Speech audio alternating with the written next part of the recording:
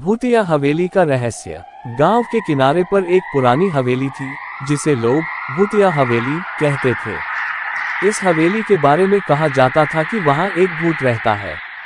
हवेली के चारों ओर उगाए जंगल और जंगली बैलें उसके रहस्यमय माहौल को और भी डरावना बनाती थी। गांव के लोग दिन में भी उस हवेली के पास जाने से डरते थे। लेकिन एक दिन गांव में रहने वाला एक युवक राज इस हवेली के रहस्य को सुझाने का निर्णय करता है। वह एक साहसी और निडर युवक था जिसे रहस्यों को जानने का बहुत शौक था। एक रात राज ने अपने कुछ दोस्तों के साथ हवेली में जाने का फैसला किया। वे सभी अपने अपने टॉर्च और लाठियां लेकर हवेली की ओर चल पड़े। हवेली के पास पहुंचते ही उन्हें अजीब अजीब आवाजें सुनाई देने लगी, जैसे कोई फुसफुसा रहा हो।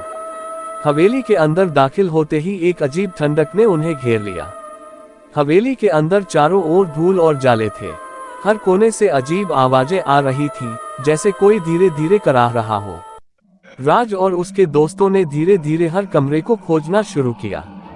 अचानक एक कमरे के दरवाजे पर एक भारी धक्का लगा और दरवाजा अपने आप खुल गया।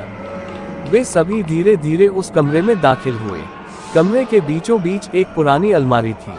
राज ने अलमारी का दरवाजा खोला तो उसमें से एक पुरानी डायरी गिरी। डायरी में हवेली के पिछले मालिक राजा साहब की कहानी लिखी थी। राजा साहब एक दयालु व्यक्ति थे, लेकिन उनकी अचानक मौत हो गई थी और कहा जाता था कि उनकी आत्मा आज भी इस हवेली में भटकती है।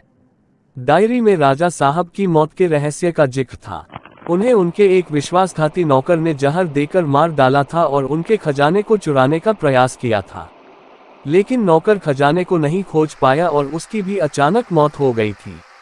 कहा जाता है कि राजा साहब की आत्मा अपने खजाने की रक्षा के लिए आज भी इस हवेली में भटक रही है। राज और उसके दोस्तों ने तय किया कि वे इस रहस्य को सुलझाएंगे और राजा साहब की आत्मा को शांति दिलाएंगे। उन्होंने डायरी के अनुसार खजाने की खोज शुरू की। कई घंटे की मेहनत के बाद वे हवेली के तहखाने में पहुंचे, जहां उन्हें राजा साहब का खजाना मिला। खजाना मिलने के बाद राज और उसके दोस्तों ने राजा साहब की आत्मा के लिए प्रार्थना की और गांव के पुजारी की मदद से एक विशेष पूजा आयोजित की। पूजा के बाद हवेली में अजीब घटनाएं बंद हो गईं और राजा साहब की आत्मा को शांति मिली।